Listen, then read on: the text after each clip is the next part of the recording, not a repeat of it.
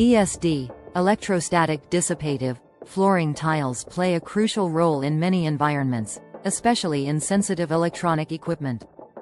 One of the significant aspects of their performance is their resistance to chemical products. In industrial settings, ESD vinyl flooring is often exposed to a wide variety of chemical substances. These can include cleaning agents used to maintain the cleanliness of the floor surface, oils and lubricants that may spill during machinery operation, and various chemical solutions used in manufacturing processes. The chemical resistance of ESD PVC flooring tiles begins with the choice of base materials. Specialized polymers are often used that have inherent resistance to common industrial chemicals.